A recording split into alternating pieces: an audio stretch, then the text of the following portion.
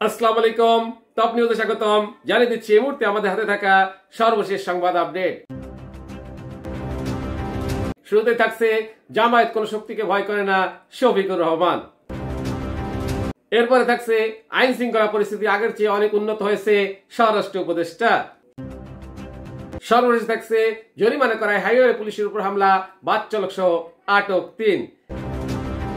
এতক্ষণ শুনলেন আপডেট সংবাদগুলো শিরোনাম, এবারে বিস্তারিত। জামায়াত কোন শক্তিকে ভয় করে না, শফিকুর রহমান।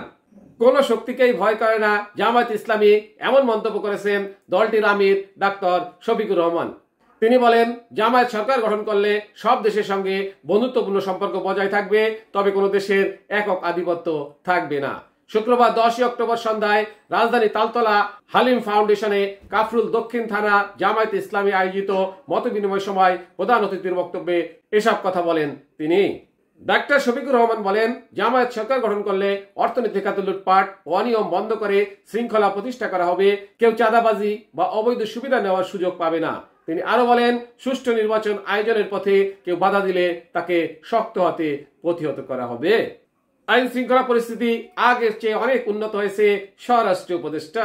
দেশে আইন শৃঙ্খলা পরিস্থিতি আগের চেয়ে অনেক উন্নত হয়েছে এবং আগামীতে আরো উন্নত হবে বলে মন্তব্য করেছেন স্বরাষ্ট্র উপদেষ্টা লেফটেন্যান্ট জেনারেল অবসরপ্রাপ্ত জাহাঙ্গীর আলম চৌধুরী। শুক্রবার 10 অক্টোবর সন্ধ্যায় সাভারের আশুলিয়ায় বোধিজ্ঞান ভাবনা কেন্দ্রে বৌদ্ধ ধর্মের কঠিন চিবদান অনুষ্ঠানে প্রধান অতিথি হিসাবে যোগ দিয়ে সাংবাদিকদের প্রশ্নে জবাবে তিনি কথা বলেন।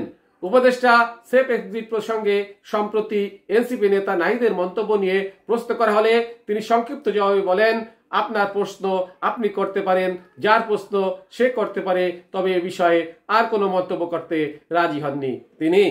জরিমানা করায় হাইওয়ে পুলিশের উপর হামলা, বাস চালক সহ আটক ৩। গাজীপুরের শ্রীপুরে ঢাকা ময়মনসিংহ মহাসড়কে অবৈধ পার্কিং ও যানজটের অভিযোগে একটি বাসের চালককে জরিমানা করায় হাইওয়ে পুলিশের উপর হামলার ঘটনা ঘটেছে। পুলিশ সদস্যকে মারধরের অভিযোগে বাস চালক, সহকারী ও স্থানীয় বাসিন্দারা মিলিয়ে ৩ জনকে আটক করা হয়েছে।